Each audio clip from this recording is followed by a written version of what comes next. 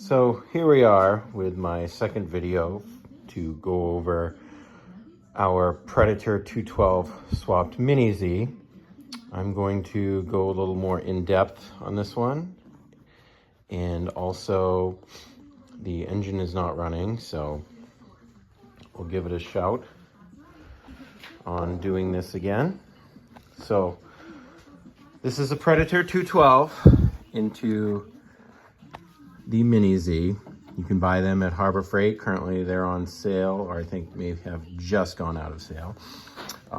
For doing this swap, I did a little more things to this engine than I thought I would. First of all, I put new valve springs in. I went with the 22-pound valve springs.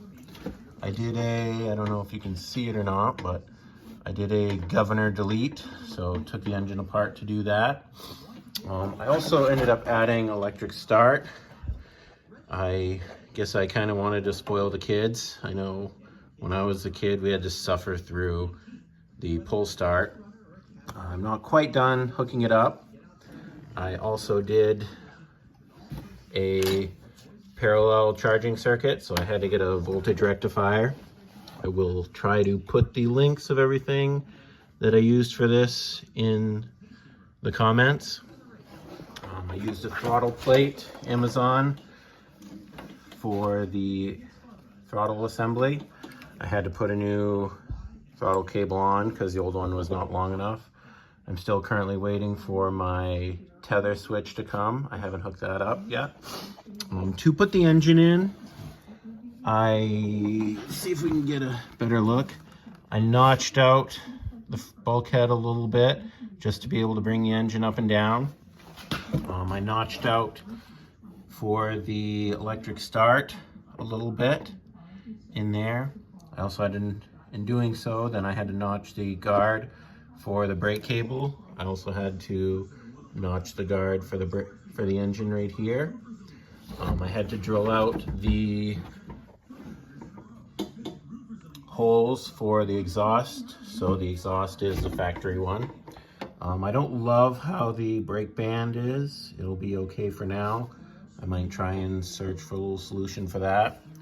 I did keep the low oil switch on. I did make it so I can bypass it pretty easy. I ended up drilling a couple holes to mount the starter solenoid because, as you can see, it would have interfered. Thinking I might get an extension for the oil down there. There's a spot you have to notch out for the steering right there. When I get to the other side, I will show you what I did.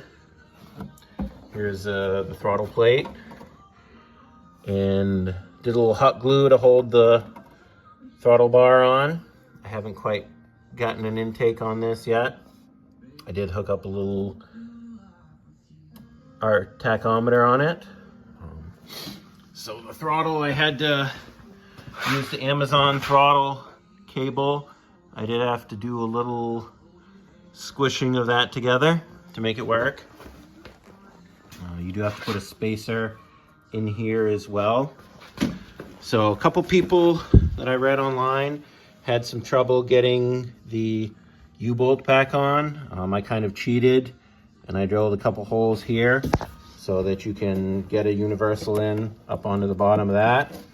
We'll see how I like that. I also tried to drill another hole to access the recoil.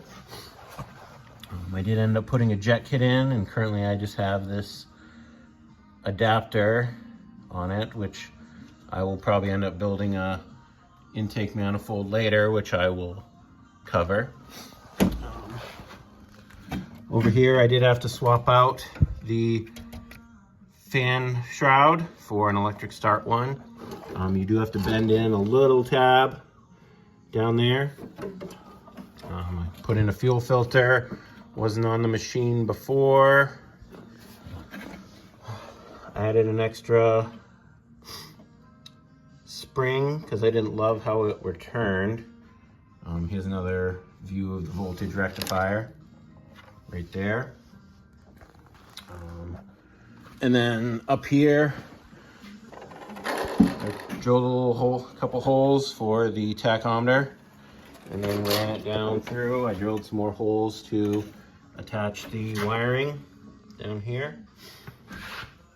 I'm trying to think of everything that I've done to this in order to complete the swap. I still have battery to hook up. I'm waiting for some connectors. I kind of wanted to make it easy in case we swap the engine in and out.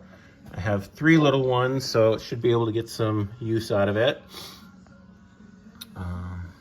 And I think that's about it for everything. I don't know if anybody has any questions, but if you have any questions, please leave them in the comments. Thank you.